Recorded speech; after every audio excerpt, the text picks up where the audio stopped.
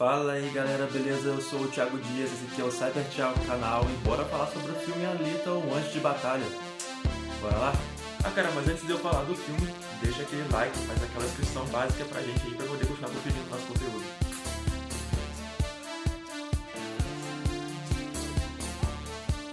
Alita, um Anjo de Batalha foi um filme lançado agora em 2019 e conta com James Cameron na produção. O filme é baseado no mangá, de mesmo nome, do autor japonês Yukito Kishiro, e o mangá foi lançado no Japão no ano de 1990. A história basicamente gira em torno de uma menina ciborgue que, após 300 anos desacordada, tem os seus restos encontrados aí por um doutor, o Dr. Ido, e é por isso restaurada. E ele passa então a tratá-la como se fosse a sua própria filha.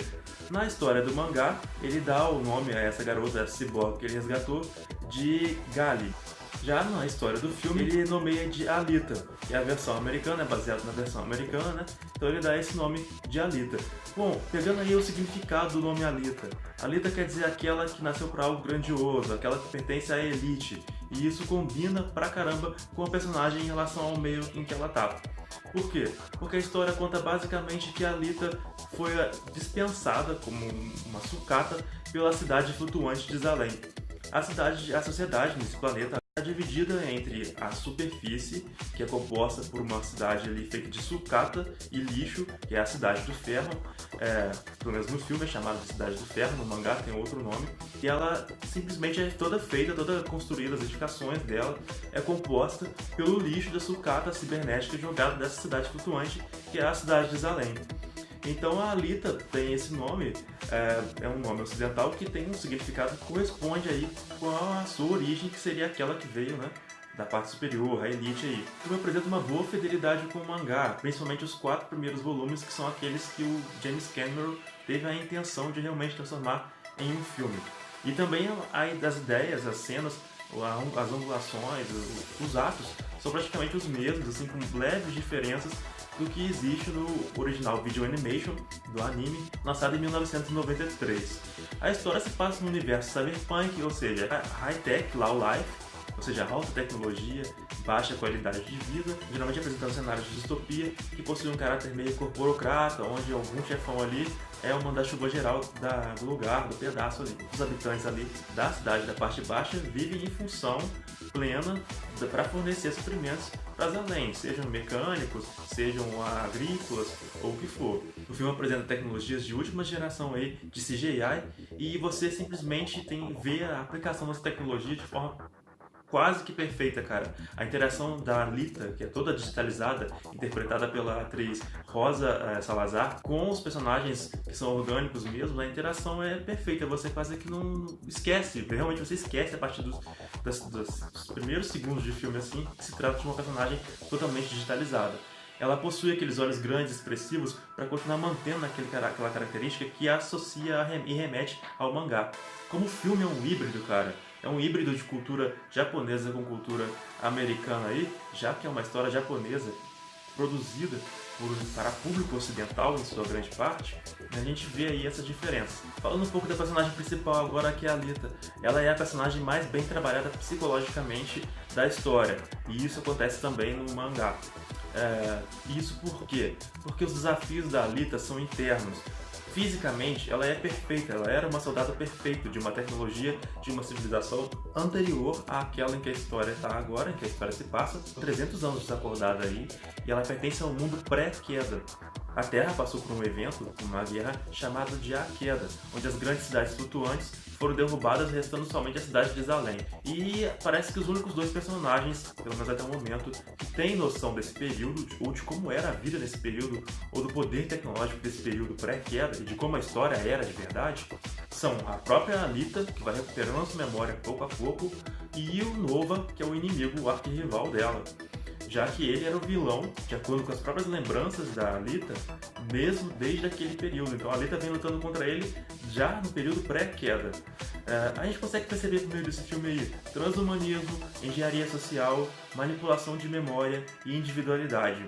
A gente percebe a Alita como aquela adolescente rebelde que manifesta a sua própria individualidade, não só contra o seu tutor, que é o Dr. Ido, quando ele resolve impor a ela certos comportamentos e padrões que ela não aceita, como também de ela em relação ao Nova, que é esse grande chefão, esse grande Big Brother aí, que comanda toda aquela população, aquela civilização ali. Referências aí a gente pode pegar com o filme Metrópolis e com o filme, o próprio Big Brother, o próprio livro 1984, onde Nova possui essa onipresença graças à tecnologia em toda essa civilização, tanto na cidade de Zalem quanto na cidade do Ferro, na cidade de Sucata, por meio dos seus androides ou os implantes em ciborgues. A temática do ciborgue é trabalhada a nível hard, a nível cyberpunk mesmo, então tem muita violência, muito desmembramento robótico, não necessariamente orgânico. No mangá tem mais orgânico, no filme é mais robótico, tem aquela pegada violenta realmente que aí que dá outro questionamento, a objetificação do ser humano. A vida perde um pouco de significância quando o corpo em si perde a significância perante essa possibilidade de tantos implantes ali não orgânicos. Então você tem robôs cuja a única parte orgânica é o sistema nervoso ou o cérebro ali. Então isso gera uma certa desvalorização de significância da vida do orgânico, gerando até um preconceito por parte dos ciborgues com relação a quem é 100% carne. O filme em si trabalhou um pouco mal a questão da cenografia, porque a Cidade do Ferro, como eu falei, no mangá é bem mais destruída, bem mais ruína e bem mais uma coisa que representa um lugar realmente nocivo de se existir, de se viver, de se habitar, que faz com que a população viva em função de um dia conseguir ascender até Zalem. Mas o único meio disso acontecer é participando do famoso Motorball e se tornando um campeão dele. O Motorball é uma espécie de quadribol versão robô, versão ciborgue ali. Mistura hockey com porradaria, basicamente. Os personagens mais principais aí que a gente vê que se destacam na história tem o Hugo, que é o garoto por quem a Alita acaba se apaixonando, já que ela é uma jovem, a própria Alita, o Dr. Ido e a Shiren, que é a doutora que trabalha ali nessa questão meio biomecânica, já que as pessoas são máquinas e parte orgânicas. Um médico ali é alguém que é meio médico e meio mecânico, uma fusão dos dois ali. Isso é outra coisa que interessa de pensar, uma profissão que não existe hoje, mas que provavelmente no futuro vai existir, né? Médico biomecânico. A Alita usa um traje, o seu corpo, de tecnologia marciana que ela acha em uma nave espacial, chamado de Berserker, ou Berserkir. Esse traje recebe o nome de uma tribo viking que era muito feroz em luta e que praticava um certo culto ao Odin. Sobre a Cidade do Ferro aí, que é a cidade da superfície terrena, ou Scrapping Town, o James Cameron disse numa entrevista que baseou para a concepção dela nas favelas brasileiras ali. Então qualquer semelhança com o Rio de Janeiro pode não ser mera coincidência. Essa ideia de uma civilização antiga ter tido uma tecnologia superior à civilização presente, isso na história da Alita, né, é um tema recorrente pela galerinha aí das teorias conspiracionistas, e dizem que as civilizações que construíram as nossas edificações megalíticas mais significativas aí, que são geralmente as ruínas do Peru ou as ruínas do Egito e do México, essas chamadas ruínas megalíticas, né, foram produzidas por uma civilização que tinha uma tecnologia superior à que a gente tem hoje, e inclusive essa questão de manipulação de memória e de história aí, já que a elite global atual não quer contar pra gente qual seria a real história desse povo desenvolvido no passado que existiu e que desapareceu, né?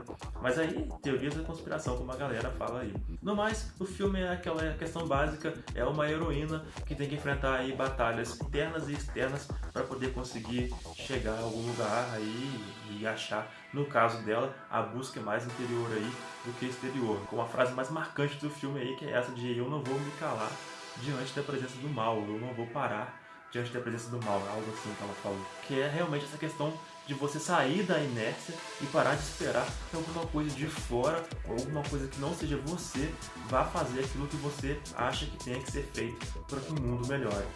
Então essa é a principal mensagem que o filme deixa aí. Umas críticas falam que o filme parece acabar meio do nada, eu não achei isso. Eu achei que o filme conseguiu finalizar a história e ao mesmo tempo deixar aberto atos para sequências que vão existir, que tem intenção de serem feitas pelo James Cameron ali. Acho que isso ficou muito bem resolvido, não ficou um problema no filme não. Bom galera, é isso que eu tinha que poder falar sobre o filme hoje, deixa aquele like aí, beleza? Valeu, obrigadão por ter assistido o vídeo.